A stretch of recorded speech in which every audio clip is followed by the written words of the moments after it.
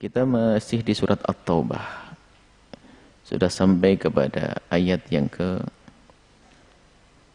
110. A'udzu billahi minasyaitonir rajim. La yazalu bunyanuhumul ladzi banaw ribatan fi qulubihim illa an taqatta'a qulubuhum wallahu alimun hakim. Masjid Dirar yang sudah disebutkan pada pertemuan yang lalu. Masjid yang dibangun untuk tafrik, memecah belah kaum yang beriman dan untuk menguatkan kekafiran. Itu akhirnya dihancurkan oleh baginda Nabi sallallahu alaihi wasallam. Dan dihancurkan dan dijadikan tempat yang paling tidak terhormat, tempat kotoran, tempat sampah. Dan begitulah cara mensucikannya, barang najis, barang kotor, karena masjid itu bukan masjid yang sesungguhnya. Di dalamnya ada kekafiran, kemunafikan, kebohongan, maka direndahkan seperti itu, supaya tidak ada lagi setelah itu yang menghormat tempat itu, karena tempat itu dibangun atas dasar kebusukan jiwa, kebusukan hati. Dihancurkan Masjid Dirar, yang abadi adalah Masjid Quba, yang usis ala taqwa, yang dibangun atas dasar ketakwaan. Kalau orang pergi ke Masjid Quba, melakukan sholat 2 rakaat seperti mendapatkan pahalanya umroh. Bahkan baginda Nabi sallallahu alaihi wasallam, biarpun sudah ada Masjid Nabawi, tetap tidak meninggalkan Masjid Quba, beliau akan kunjungi setiap hari Sabtu.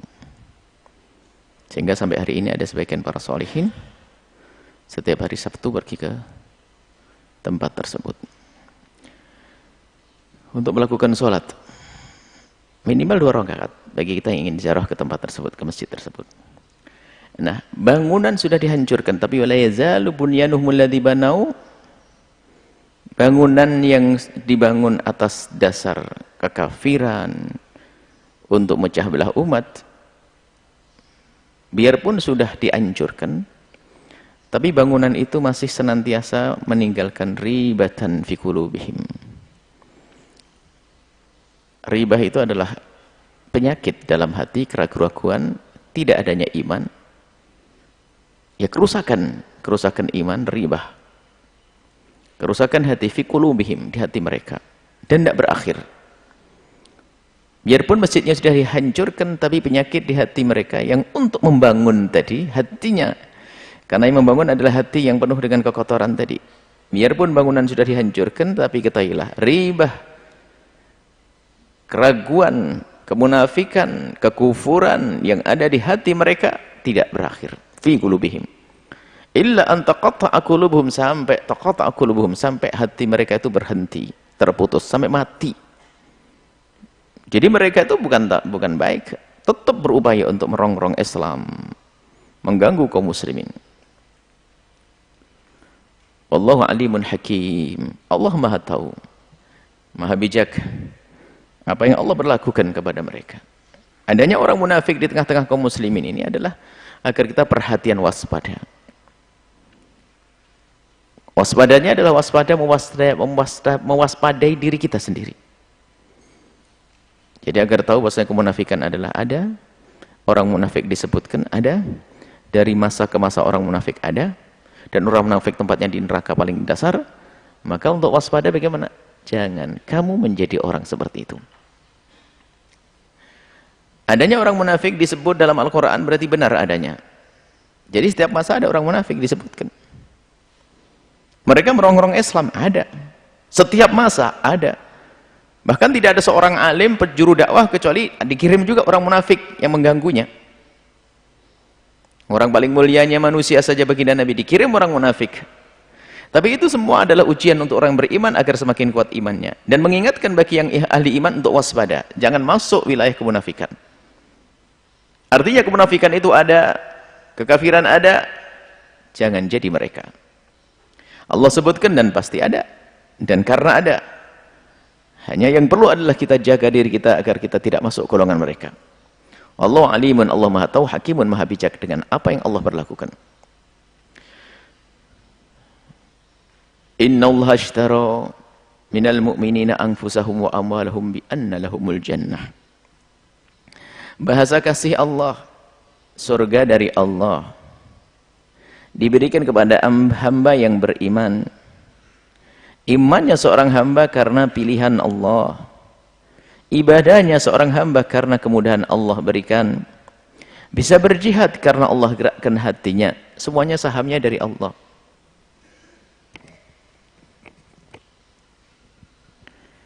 Tapi pun demikian, Allah yang Maha Kasih menisbatkan itu kepada kita, seolah-olah milik kita. Perjuangan seolah perjuangan milik kita. Maka Allah berkata, aku beli. Aku beli. Bayarannya adalah surga. Aku akan beri surga. Mana tenagamu untuk berjuang? Padahal yang memberi tenaga kita adalah Allah. Jadi Allah telah membeli orang-orang beriman ini, dan harta-hartanya yang beriman ini Allah beli dengan surga. Sini aku beli tenagamu, aku beli semangatmu, nih bayarannya adalah surga. Maka karena kita merindukan surga, maka kita harus memenuhi dong apa yang Allah inginkan. Apa yang Allah minta, yaitu kita berjuang dengan diri kita, dengan jiwa kita, dengan harta kita. Bi amwalihim wa anfusihim. Ini adalah bahasa Allah. Sebetulnya semuanya kan dari Allah. Seorang tidak akan punya kehendak, niat, kemauan untuk berjuang kecuali karena Allah gerakkan hatinya. Bahkan tidak ada satu orang pun bisa melangkahkan kaki, tidak akan mampu melangkahkan kaki menuju medan laga kecuali telah Allah pilih dan beri kekuatan. Semuanya dari Allah. Itulah bahasa kasih sayang Allah. Yang repot adalah kita di saat bisa berbuat baik seolah-olah dari kita lupa kepada Allah. Seperti begini saja. Orang tua memberikan kepada anaknya uang. Sebetulnya hanya untuk mengetes jiwa mereka itu. Jiwa dermawan atau jiwa suka membantu, mementingkan saudaranya. Dikasih anaknya. Masih kecil, umur 5 tahun, 7 tahun. Dikasih duit. Setelah dikasih, sayang, abah minta, boleh abah minta. Abah perlu uang nih sayang, minta. Coba. Namanya anak kecil bisa berkata, enggak boleh abah. Namanya anak kecil, karena merasa sudah miliknya. Padahal yang ngasih siapa? Ayahnya. Bagi orang yang berakal ya lucu ngasih bapaknya kok dia pelit. Makanya kita jangan jadi pelawak juga gitu loh, jangan lucu juga. Yang beri Allah, kita berikan pada Allah, kenapa tidak? Oh yang beri Allah. Anak kecil masih masuk akal. Anak kecil. Itu. Seperti itu. Dan Allah Subhanahu wa taala yang memberikan kepada kita segalanya.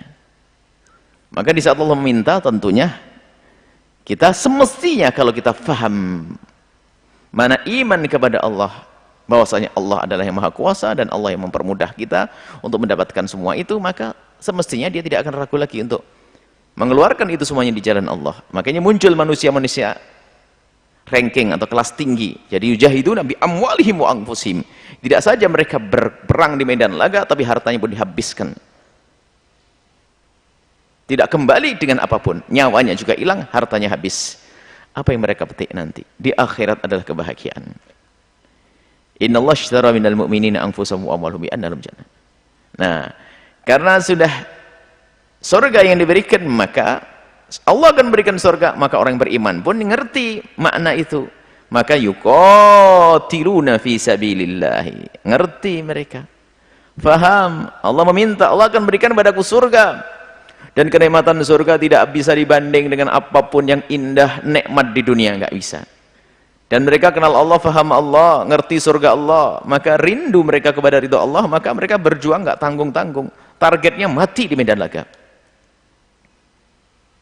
Targetnya mati syahid di medan laga.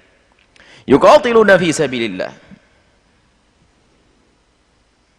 Mereka berperang di jalan Allah Subhanahu wa taala. Wa yaqtulun, baik mereka yang bisa membunuh, memenangkan, mendapatkan pahala besar. Wa yuqtalun, terbunuh, mati syahid. Semuanya surga. Di saat dia bisa memenangkan peperangan, dapat surga. Di saat kalah lalu mati di medan laga, dapat surga. Wa'adan alaihi haqqa, janji yang telah Allah janjikan kepada orang-orang yang berjuang tersebut, haqqan, sebagai janji kebenaran. Dan ini berlaku kepada semua umat, semua hamba-hamba Allah, baik pada nabi-nabi terdahulu atau baginda Nabi Muhammad hingga hari kiamat. Maka fit Taurati, disebutkan dalam kitab Taurat, kisah orang-orang yang berjuang akan mendapatkan surga ada. Wal Injil, kitab Injil. Bil Quran, dan kitab Quran pun juga disebutkan. Wa man awfa bi ahdihi minallahi, awfa bi ahdihi minallah. Siapa kira-kira yang lebih bisa memenuhi janjinya melebihi daripada Allah? Orang manusia akan memenuhi janji kalau dia punya dua: kemampuan dalam memenuhi dan ada masa untuk memenuhi. Manusia akan bisa memenuhi janjinya kalau memang ada sesuatu untuk memenuhi, dan yang kedua ada masa. Misalnya dia berjanji memberikan kepadamu uang 100 juta. Uangnya ada, tapi belum tentu, belum beri mati. Tapi dua sifat ini nggak akan lepas dari Allah. Qudrah Allah, maha kuasa Allah, dan yang diberi ada, yang diberikan ada. Jadi maka tidak pernah ingkar janji. Allah tidak akan ingkar janji. Karena apa? Apa yang Allah janjikan ada pada Allah. Allah memilikinya, dan qudrah Allah mutlaqah, kuasa Allah tidak ada yang bisa menghentikannya, mutlak. Makanya tidak ada yang lebih bisa memenuhi janji melebihi daripada Allah Subhanahu wa taala. La yukhliful mi'ad. Allah tidak pernah ingkar dengan janjinya. Wastabshiru, maka bergembiralah kalian semuanya. Ini berlaku bukan untuk para sahabat Nabi yang berperang bersama baginda Nabi. Siapapun yang mengambil cara hidup tadi, menyadari dia ingin mengambil surga dari Allah, lalu memberikan perjuangan untuk Allah. Wastabshiru, maka orang-orang semacam ini hendaknya bergembira. Dan lagi-lagi kalau kita berbicara perjuangan, itu setiap zaman berbeda dengan caranya, sesuai dengan kebutuhan di dalam strategi peperangan.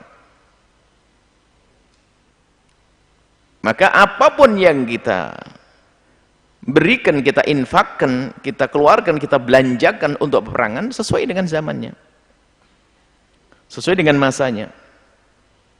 Berbeda-beda pada zaman Nabi. Maka lihat, kalau pada zaman Nabi yang disebutkan adalah senjatanya untuk beli pedang dan beli kuda. Hari ini lain.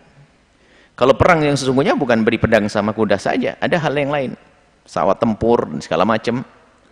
Bahkan mungkin ada alat-alat canggih untuk menangkap kabar-kabar mereka, radar segala macam, macam-macam. Nah, berbeda alat perangnya. Begitu juga berbeda keadaan perang, sesuai dengan keadaan zamannya. Ada saat negeri tentram, damai, tidak ada peperangan. Akan tapi di situ perlu namanya akhlak, bejat di dalamnya. Padahal semuanya adalah aman, nggak ada peperangan, nggak ada permusuhan, ekonomi pun juga lancar. Akan tapi di situ ada peperangan yang sifatnya peperangan batin, memerangi hati. Maka perlu perang juga, memerangi moral, memerangi akhlak, budaya-budaya. Anak-anak pada rusak dengan televisi misalnya, media-media misalnya. Anak-anak sudah pada sibuk dengan hal-hal yang semacam itu, tanpa disadari pun ternyata mereka semakin jauh kepada Allah. Maka orang-orang yang faham makna keimanan dan merasakan keimanan, secara otomatis akan tergerak untuk menghentikan itu semuanya. Tentunya dengan sesuai dengan ilmunya. Kalau ilmu media, ya media. Kalau media, ya ilmu media untuk memerangi mereka. Maka bagi yang meninfakkan hartanya untuk itu semuanya, di zaman ini, Bahkan kalau seandainya ada orang yang punya kekayaan, lalu dia menginfakkan segala kekayaannya untuk membiayai beberapa orang pakar ahli di dalam urusan-urusan internet misalnya, kemudian dia dikasih uang untuk bisa menghilangkan situs-situs yang tidak pantas seluruh dunia, gimana? Wah, ini jihad juga. Bahkan kalau bisa memprotek agar negeri ini tidak kemasukan seperti itu misalnya, bagaimana caranya? Itu termasuk jihad zaman ini, karena yang dirusak adalah akhlak anak-anak bangsa hari ini. Akhlaknya. Nah, yang berjuang di tempat ini pun juga sama, artinya dia merindukan surga. Dengan perjuangan itu Allah akan beri, dan Allah tidak pernah ingkar janji. Nah, siapapun yang sudah mengambil bagian daripada berjuang pada zaman Nabi, zaman setelah Nabi, termasuk zaman ini, siapapun yang telah mengambil bagian perjuangan sesuai dengan zamannya, sesuai dengan keadaan waktunya, sesuai dengan tempatnya, maka berjuang yang maknanya adalah li'i'la'i kalimatillahi, untuk menjadikan agama Allah adalah yang tertinggi, yang dinomorsatukan untuk kehidupan mereka dan sehari-harian mereka.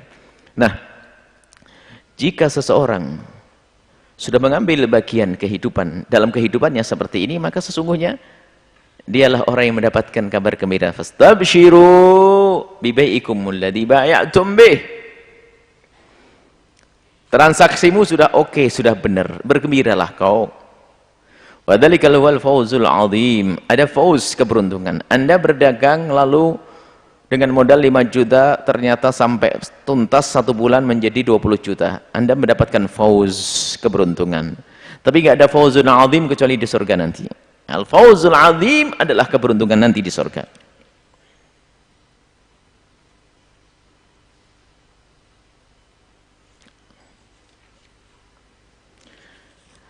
At-taibun al-'abidun al-hamidun.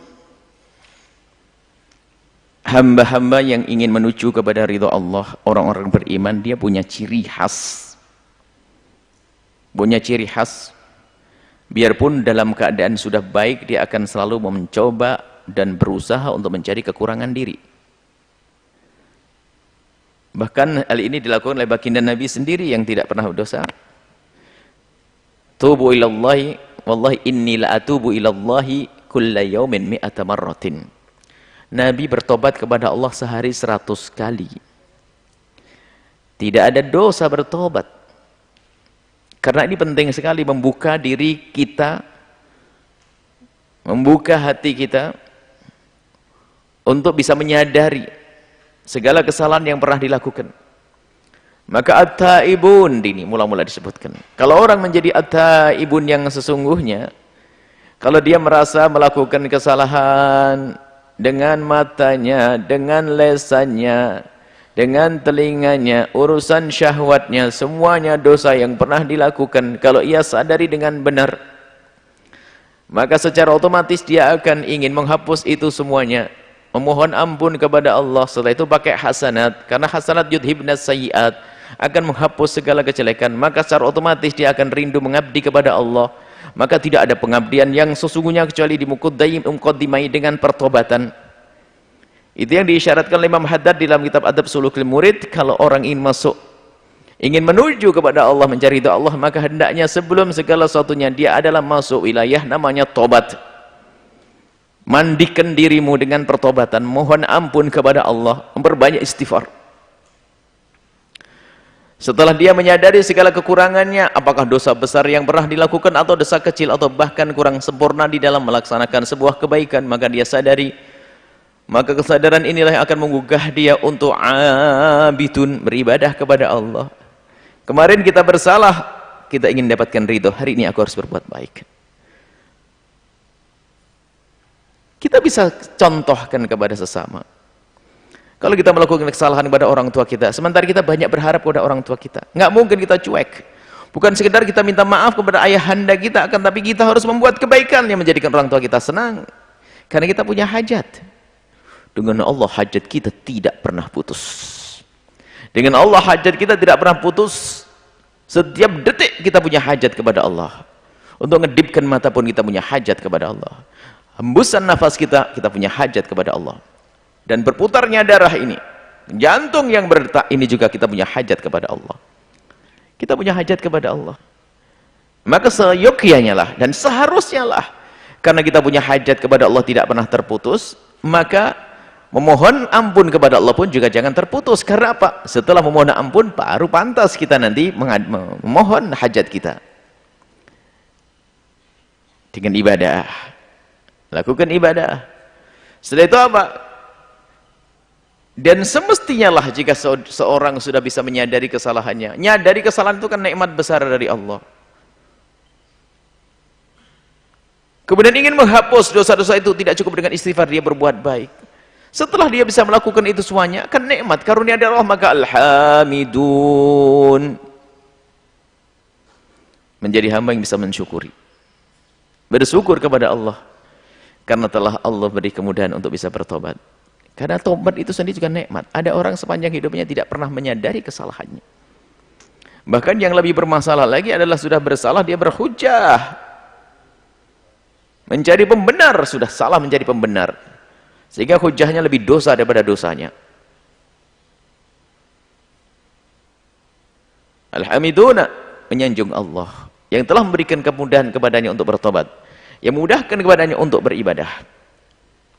As-saihun, saihun bisa dimaknai orang yang melakukan sebuah perjalanan untuk perjuangan di jalan Allah, untuk mendekatkan diri, termasuk di dalamnya ada makna peperangan. Ada saihun dimaknai untuk berpuasa, artinya bentuk kebaikan, kebaikan-kebaikan. As-saihun adalah orang yang melakukan perjalanan untuk melakukan kebaikan, rela berjuang, berjihad di jalan Allah. Ini diantaranya. Artinya harus ada di dalam hatinya ini, agenda ini harus ada. Melakukan satu perjuangan dengan kita melakukan sebuah perjalanan. Bahkan as-saihun dimaknai juga melakukan puasa bisa. As-saihun berpuasa bisa sebagai maknai puasa. Rajin berpuasa untuk melemahkan hawa nafsunya. Ada saihun adalah meninggalkan kampung halamannya untuk berjuang. Seperti bermedan, perang di medan laga. Dan orang beriman semacam ini akan muncul kebiasaan baik baginya yang mereka nikmati, menjadi ar-raki'un as-sajidun. Lihat. Ini gambaran orang baik itu ya kayak begini nih. Bicara tentang tobat, dia adalah ahlinya. Bicara ibadah, dia senang ibadah. Bicara syukur, enggak pernah lepas dari bersyukur. Untuk sebuah perjuangan, dia selalu jadi pionirnya. Untuk ibadah yang sangat pribadi, raki, sajid, sujud, rukuk, oke. Tidak sampai di situ. Ternyata setelah mereka benah diri, orang beriman yang sesungguhnya setelah membenahi dirinya, pertobatannya disempurnakan, kebaikannya dikuatkan, diperbanyak, maka kemudian setelah itu masuk wilayah selanjutnya adalah bagaimana dia bermanfaat untuk orang lain. Al-amiruna bil ma'rufi wan nahuna 'anil munkar. Bahkan sebagian mengatakan bahasanya ini adalah buah daripada itu. Kebenaran seorang ahli tobat, kebenaran seorang ahli ibadah, kebenarannya orang yang ahli rukuk dan ahli sujud, kalau memang benar dalam rukuk sujudnya dan ibadahnya, maka akan muncul sifat yang mulia pada dirinya adalah cemburu. Melihat orang bermaksiat, dia tidak akan rela. Tidak akan rela melihat maksiat. Makanya muncul jiwa amar ma'ruf nahi munkar. Dan bisa dimaknai amar ma'ruf nahi munkar ini baru sah kalau dirinya sudah memulai dengan segala kebaikan. Kembali kepada surat Al-Asr, innal insana lafi khusr illa alladziina amanu wa amilus solihati wa tawassaw bil haqqi wa tawassaw bis sabr. Pengamalan pribadi kita mulai dari alladzina amanu. Iman belum cukup, mengaku iman harus amilus solihat, beramal. Setelah ada iman, ada amal solihat, maka harus dia mempunyai satu amalan yang bermanfaat untuk orang lain. Tawassaw bil haqqi wa tawassaw bis sabri. Dan di saat kita ingin menerapkan yang ketiga ini, tawassaw bil haqqi, dakwah, maka harus dia koreksi. Sudah ngamalkan atau belum? Atas dasar iman atau belum? Keikhlasan atau belum? Jadi tawassaw bil haqqi bacanya, kalau kita ingin terapkan dalam dunia dakwah, membacanya maknanya dari belakang. Tawassaw bil haqqi wa tawassaw bis sabri, amar ma'ruf nahi munkar. Orang baru sah beramar ma'ruf nahi munkar, berjuang di jalan Allah, berdakwah dan seterusnya, kalau didasari atas dasar dirinya juga sudah mencoba untuk mengamalkannya. Dan amalnya pun didasari atas illal ladzina amanu, dengan keimanan tadi. Di sini juga begitu. Amar ma'ruf nahi munkar wa nahuna 'anil munkari harus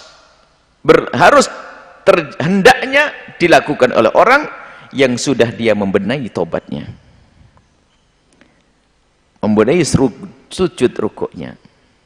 Atau kita baca begini, kalau memang sujud rukukmu benar, pasti kamu akan mengambil bagian amar ma'ruf nahi munkar. Sebab ini satu paket, gak bisa dipisahkan. Karena tanda ketulusan dalam sujud rukukmu adalah kepedulianmu kepada kaum muslimin.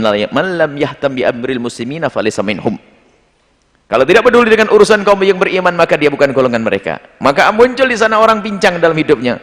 Kalau bicara ibadah untuk pribadi, masya Allah, tahajudnya banyak, tapi nggak pernah berusaha untuk menjadikan orang lain baik. Dia belum iman yang sesungguhnya. La yu'minu ahadukum hatta yuhibba li akhihi ma yuhibbu li nafsihi. Gak sempurna imanmu kecuali engkau senang untuk saudaramu seperti engkau senang terjadinya sesuatu tersebut pada dirimu sendiri. Jadi yang gak senang terjadi pada dirimu jangan boleh terjadi kepada orang. Yang engkau senang terjadi pada dirimu, maka boleh itu kau perlakukan dan upayakan untuk terjadi pada orang lain. Ini ibadah sendiri, masya Allah, luar biasa ibadahnya, tapi tidak ada puannya, tidak ada kiat, tidak ada semangat untuk membawa orang lain dalam kebaikan. Belum masuk wilayah amar ma'ruf nahi munkar. Yang semuanya ini adalah dalam makna nanti kalau sudah ini terjadi semuanya, maka dia akan juga mendapatkan gelar atau sifat mulia al-hafiduna li hududillah, yang menjaga batasan-batasan halal haram untuk dirinya dan untuk orang lain. Maka lestarilah agama. Karena menjadi al-hafidun, dia orang menjaga batasan-batasan Allah, mana halal, mana haram. Dan ini tidak hanya diberlakukan kepada dirinya sendiri, akan tapi bagaimana keluarganya pun juga memberlakukan hukum ini. Sehingga di dalam dirinya sudah terbiasa menghindari yang haram, melakukan yang baik. Keluarganya pun dibiasakan seperti itu, melakukan yang baik, menghindar yang haram. Kemudian berkembang di masyarakatnya pun begitu. Buah daripada amar ma'ruf nahi mungkarnya, buah daripada contoh yang ia berikan, maka muncullah satu masyarakat yang hafiduna li hududillahi. Lah, ini adalah satu komunitas beriman, manusianya beriman secara sesungguhnya. Masyarakat ini adalah masyarakat yang penuh dengan imanan, maka negerinya menjadi negeri yang baldatun thayyibatun wa rabbun ghafur, negeri penuh dengan kedamaian, baik, dan Allah Maha Pengampun. Bagaimana tidak? Hamba di dalamnya adalah hamba yang sering bertobat, baik salah atau tidak salah. Kemudian amal ibadahnya, urusan pribadi dengan Allah juga baik, urusan dengan sesama manusia baik, maka terjadi adalah kedamaian di negeri itu. Maka apa yang didapat oleh mereka itu semuanya? Basyiril mu'minin, beri kabar gembira untuk orang-orang itu. Beri kabar gembira untuk orang-orang seperti itu, bahwasanya tempat mereka adalah surga Allah Subhanahu wa taala yang dijanjikan. Kebalikannya orang munafik, nggak ada kiat semacam ini. Tobat, kapan dia tobat? Wong dia tidak pernah menyadari kesalahannya. Beribadah kalau dilihat orang, menyanjung, tidak kenal Allah. Melakukan jihad, dia pura-pura. Kemarin pura-pura, hanya alasan lalu tidak pergi medan laga. Rukuk sujudnya, jika di siang hari sholat dengan Nabi, malamnya nggak mau datang. Hafiduna hududillahi, dilanggar semuanya kalau bisa. Nggak ada kabar gembira bagi mereka. Fabashshirhum bi'adzabin alim. Kalau mereka beri kabar gembira untuk mereka dengan siksa Allah yang sangat pedih. Nah, ini adalah ciri-ciri orang yang beriman yang akan mendapatkan surga yang tadi disebutkan, yang telah membuat satu transaksi kepada Allah, yang Allah akan bayar dengan surga. maka hamba membayar dengan tadi. Taibuna, abiduna, hamiduna, saihuna, rakiuna, sajiduna, amiruna bil ma'rufi, wan nahuna 'anil munkar wal hafiduna itu. Itu bayarannya. Maka semoga kita adalah orang yang bisa membayar surga. Memang dengan Allah bukan seperti transaksi jual beli. Semua fadlun minallah. Ini adalah bahasa Allah. Bahasa Allah, uang semuanya dari Allah, kok kita membeli itu bagaimana? Bahasa Allah. Bahkan kadang-kadang siapa yang minjamkan kepada Allah? Ya Allah minjam. Oh enggak, maksudnya ya.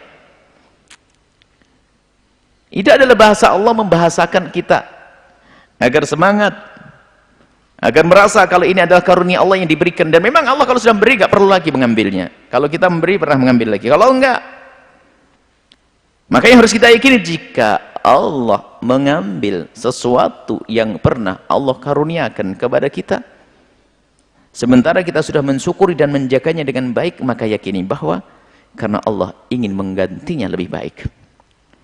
Tapi jika Allah mengambil sesuatu dari kita yang memang kita tidak pernah mensyukuri dan menjaganya, memang layak diambil. Kenapa pusing? Semoga Allah memberikan kepada kita kerinduan untuk bisa menjadi ahli iman yang sesungguhnya. Atau semoga Allah memberikan kepada kita keimanan yang sesungguhnya.